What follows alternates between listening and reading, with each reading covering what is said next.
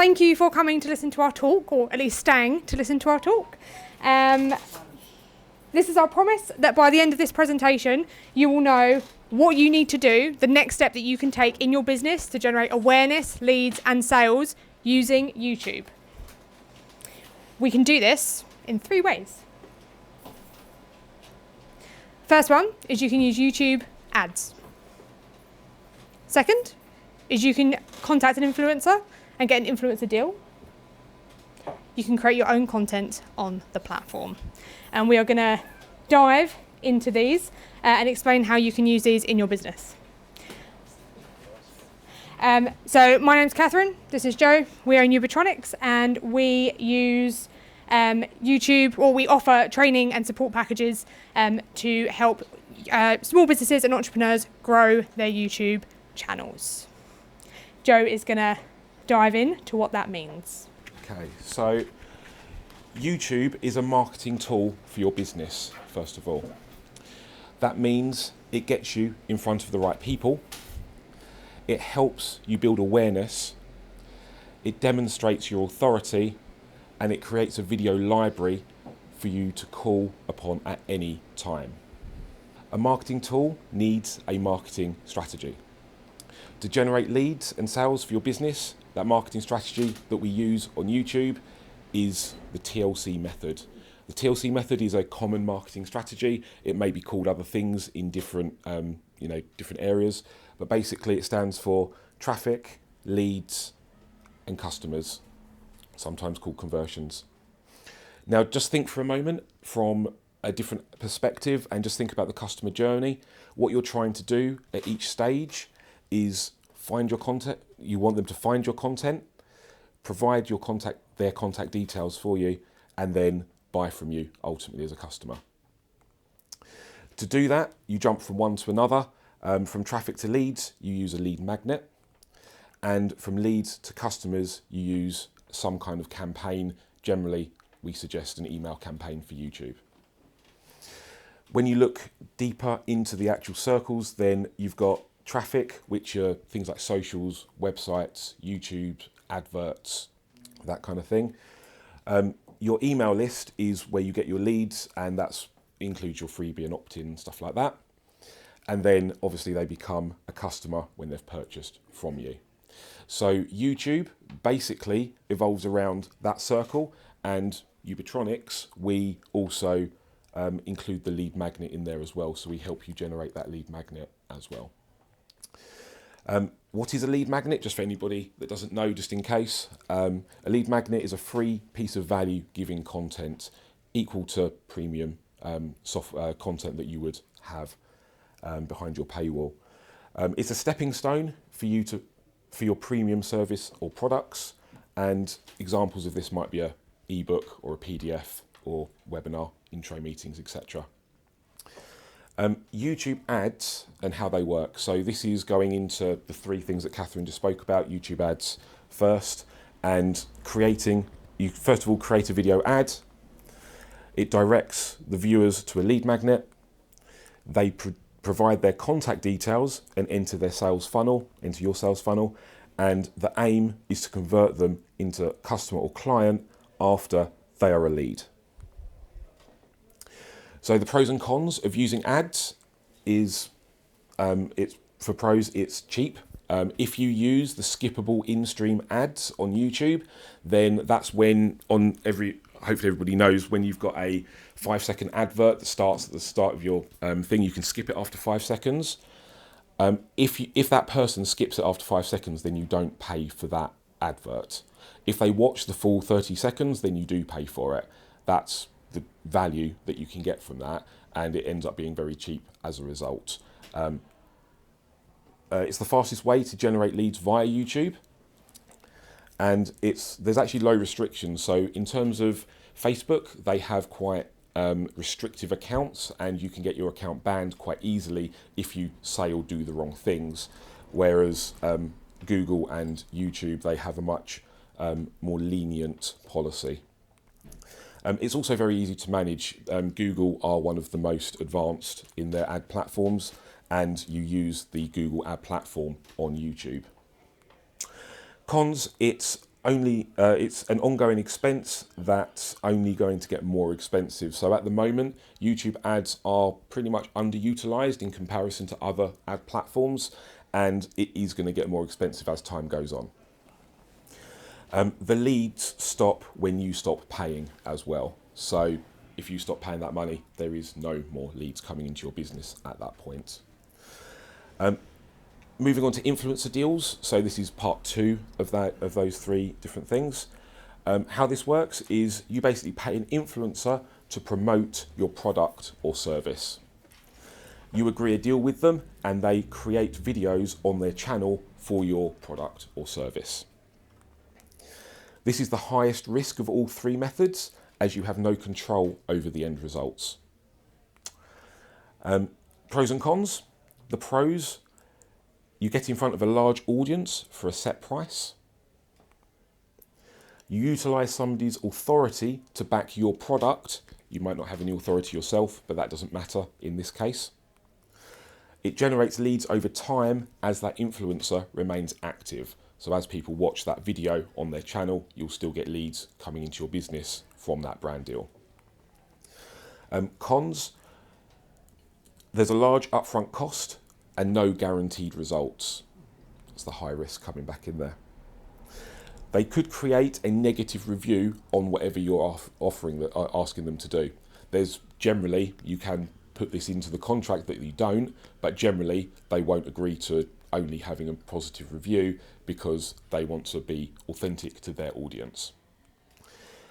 They could remove the video at any time as well after the contract is completed. So you could have the bonus of it generating leads over time, but they could also remove it after that contract is fulfilled. And then the third option is to create your own content. And how this works is where you have your own YouTube channel and create your own videos. This is for your business, or if you're an individual, you can also do it as a side hustle, etc. You implement your own strategy to generate traffic and grow your channel. You utilise the lead magnet in your videos to attract organic leads into your business over time. So the pros and cons of doing it yourself are: there's no upfront costs to start off with. It's automated, and over time again, it creates organic lead generation. You learn new skills and gain confidence in doing so. You build a video library that demonstrates authority to new and paying customers. And cons: it can be a steep learning curve if you don't know video editing. If you've never been in front of the camera before, it can be quite a lot to get your head around when you first start off. The outsourcing can be expensive, so if you're not actually interested in doing it, it can end up costing a lot of money as well. And it takes time to create videos and build an audience, so it's not instant like the adverts might be. So just to recap, you've got your YouTube ads, your influencer deals, and you can create your own content. They're the 3 ways that you can use YouTube in your business today. Now, a few important things before we dive a little bit deeper. YouTube is not a social platform, it's actually a search engine. Most people probably know that, but just in case you didn't, what that basically means is when you rank a video in search, you will stay ranked for a period of time. Okay? When you stop or miss a week of posting a video, it doesn't mean that it's going to hurt your channel at all. Okay, you can have breaks in your content generation and it won't actually affect the videos that are already ranking. In contrast, where's last week's Facebook post? It's buried somewhere in the ether. You're not going to find it again and nobody else is going to be clicking on it. So there are some positives to not really being the same social media hamster wheel. And in case anybody isn't aware of what ranking means, then it's when you appear in a search result on YouTube in this case. But it could be other websites as well. So all content falls into 2 categories on YouTube. It's either educational or entertainment. For businesses, I recommend, and this is what we promote in our business, that all businesses use the educational route.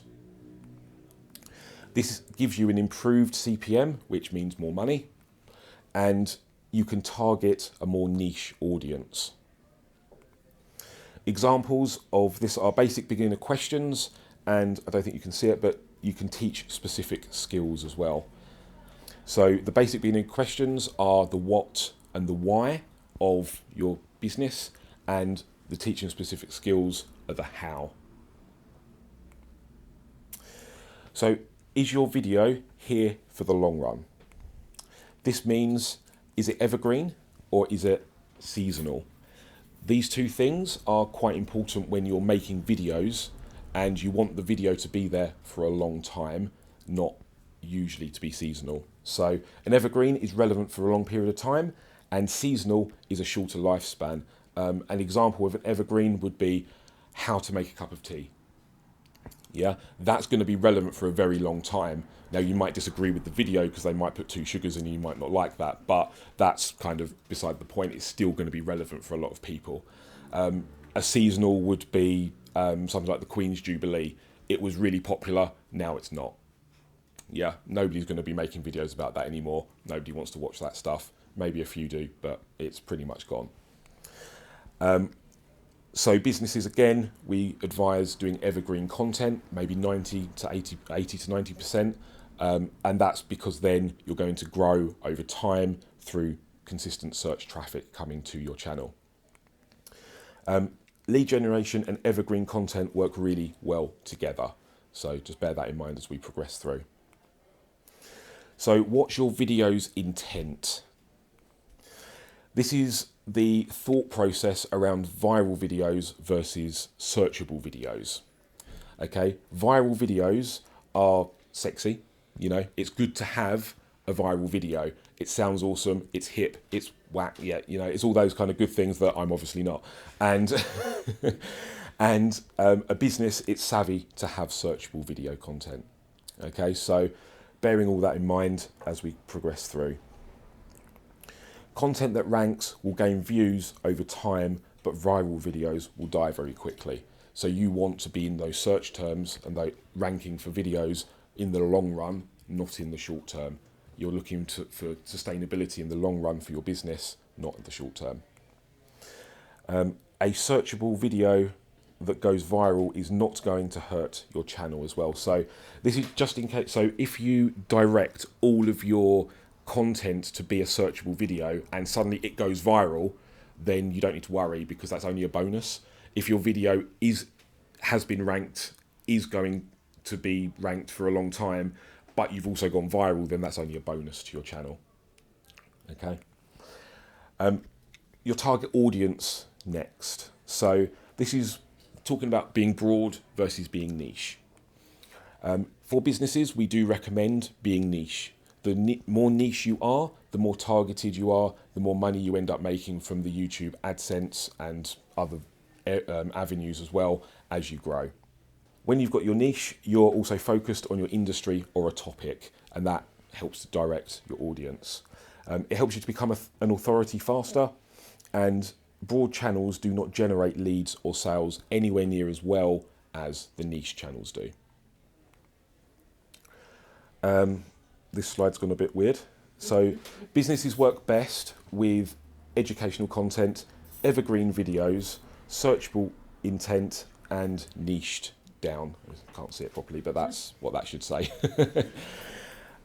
So what we have just discussed there, obviously flying through is quite a lot to get through, but what we've just discussed there is the same for every business. That's what I would recommend for your business, no matter what your business is. From now on, though, this next few slides, it's bespoke to your business. So we have created a 5-step framework for every business to use, but each of these steps will be slightly unique to you. When you're talking about research, you would be looking at what is searchable, what people are searching for, and the video ideas that you've got in the first place. What that all means is when you have a video that is having search content or having people search for it, then you're actually going to get some traffic to it in the first place. So many people and so many businesses especially, they whack up whatever they think and they've done no research, and that's absolutely fine because it could be for a different intent, but the idea behind that is that then, or the result behind that is that they're never going to grow a YouTube channel. They've got it there, but it's going to sit there not really doing very much. So then when you move into the prepare phase, you've done all of your tags, your titling, your keywords, your social media stuff in the research phase. You know exactly what your video is going to be about. And now in the prepare phase, you outline your video properly. You may even script it. If you've seen any of my videos, I script everything because I am terrible at doing it freestyle, if you hadn't noticed already. Then after your prepare phase, you jump into record. Recording is where you get your camera out and you press record. After that, you go into your editing. If you've prepared, researched and recorded with the editing in mind, then it becomes much easier, and really that's where you make it look professional. At the end of that, you then prepare it all together in the release phase and launch it to the world. The idea behind here is that you do most of your SEO during the first couple of phases, but then you implement it into your fifth phase. So it's weaved in between all of your video content. So I'm going to hand back over to you now, Catherine. Okay, so at the beginning of the presentation, I said that you would be able to know what the next step for your business would be. And you're going to find yourself potentially in one of 4 boxes. The first box is not interested. You don't want to be on YouTube. Videos aren't for you. You don't like it. And that's fine, because we all have platforms that we just don't want to use. If that is the case, then your next step is just to sit here until the end of I finish speaking, or perhaps go and get a drink if you really don't want to. So you might find yourself in the starting phase. So this is your 0 to 1,000 subscribers. This could be that you don't even have a channel. It could be that you've never pressed record. It could be that you're scared to press record. Or it could be that you actually have a massive library of videos on your YouTube channel and you have no returning viewers or no new viewers, and your subscribers and or watch count are not going up. You might find yourself in the growing phase. So this normally, say, kicks in around 1,000 subs up to 10,000. Your channel will likely be monetized, or you'll be well on the way to being monetized. You might find that you have 10,000 plus. You're in the scaling box and you're an authority in your niche on YouTube.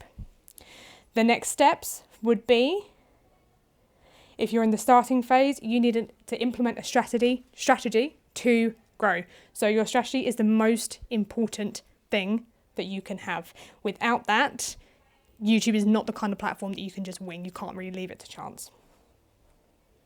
Once you've implemented a strategy, you found one that you like, and you're in this growing phase, so you have a regular schedule, it's time to level up. So you're getting new traffic into your watching your videos, so your returning viewer count is good, but you're getting more people in, more new people each time. And this is the time to really just level up. Don't stagnate.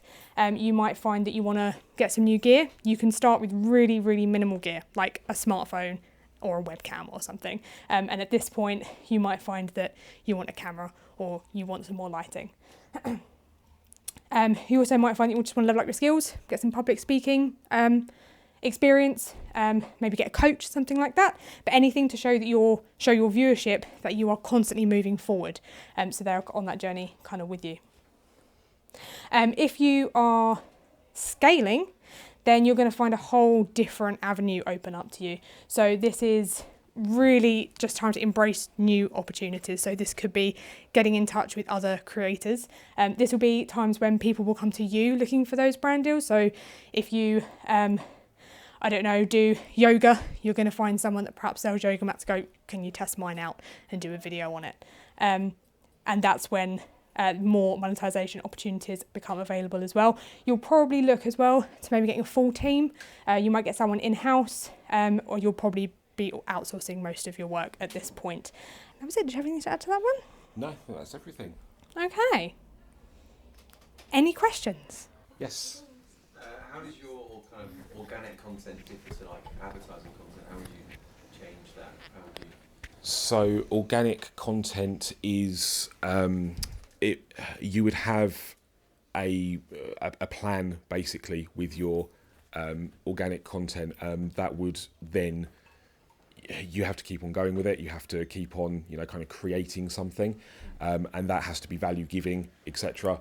Whereas an advert would be more based around trying to sell your products or whatever straight away. You'd be saying, come and do this, like have this free webinar with me, so you can get people into your product.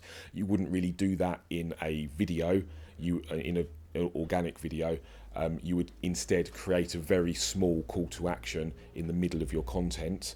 And that would be maybe 1 or 2 sentences that says, and by the way, I've got this fantastic thing that might help you. Click it in the description below, and then you carry on with your content. It's all about giving value in your organic videos versus an advert that would be more based around actually trying to get that sale. Just on that point.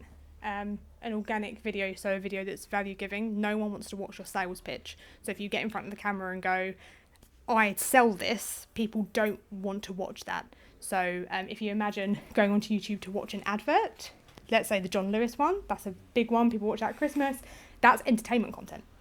And they're not going on there because they like John Lewis and they want to buy their stuff. So your channel has to be focused around giving value to people.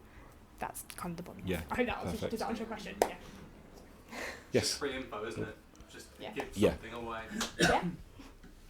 You mentioned lead magnets a couple times. Yeah. Can you share some examples of ones that you've used, either for your own channel or any of your clients? Yeah, so the 5-step creator framework that we went through, I use that front PDF, and it's generating me roughly 2 leads a week. It's not, I'm not talking huge numbers. I've only been in business since January. So I'm getting roughly 2 leads a week into my business through that 1-page PDF. I don't use any others myself, but the clients that I have, they all have better PDFs, if I'm honest. But they all go down. They've all gone down the PDF route so far. We also host webinars roughly once a month. I host webinars once a month, and that is usually through adverts. But I don't actually present that through like the YouTube videos. Because the dates are always changing, so you can't always, you have to keep on updating links, etc. If you do that method. Whereas a PDF is static and it's quite easy to click. And once you get the download, then you've got obviously the email address or the contact details to move on from there. You used Facebook picked up words in their advertising. Yes. Yeah.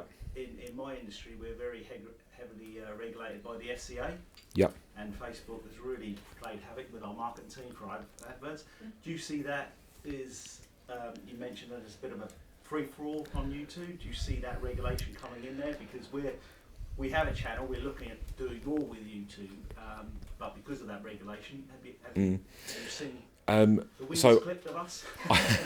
I don't know about the FCA regulation directly. I don't work with any other finance businesses right now. But yeah, so YouTube do have all of their policies set up. It's not a complete free-for-all. They're just more lenient. So what seems to happen is if there is a problem, they will say, no, you can't have this ad run. And that's okay because they just say, no, you can't have this ad run. Whereas Facebook, they go, account deleted. It's like, oh, great, okay, thanks. So you've got, they use a different policy system. They just say, no, you can't do it, correct it, and then re-review the ad. So it's safer from that perspective. So even if you were against the same problems, you're less likely to lose your ad account with YouTube. Do they tell you what particular part needs reviewing, or is it just reviews? So YouTube do tell you quite specifically what it is. Yeah. And actually, I struggled the first time to get my ad released, and they said the first problem, and it actually had 3 problems. So I reviewed it, and they said no because of this, and then they said no because of this. So they work with you to try and get it through. I mean, it's really annoying because it's a video advert, so you have to create the whole video again. But still, it is something that they work with you rather than against you on. Hello. With the YouTube, you said it's a search engine, but if you're putting content out there and you've got a YouTube channel, do you advise your clients to harness other social media things to steer people towards looking at it? Absolutely, yeah. So in the release phase, that 5th step, that's where you would schedule your social posts. Generally speaking, if you can schedule your social posts to go out within 24 hours of your video going out, then the first 24 hours of a video getting views means quite a lot in YouTube's eyes. It's not everything, but it does help position the video much faster. And after the social to steer to the YouTube, so the social release first and then the YouTube release, or the other way around? So personally, and this is up to you, you run it the way you would like, but personally, being YouTube focused, I would release the YouTube video first and then present social posts linking to that video.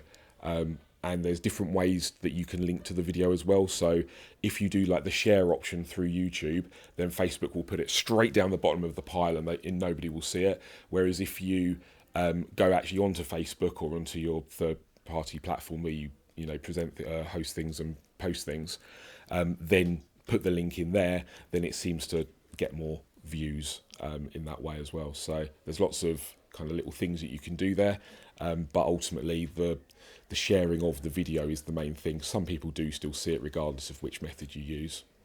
Finish up, I'm afraid, but if you have Cool. got any more questions, then please do ask Yeah. them after.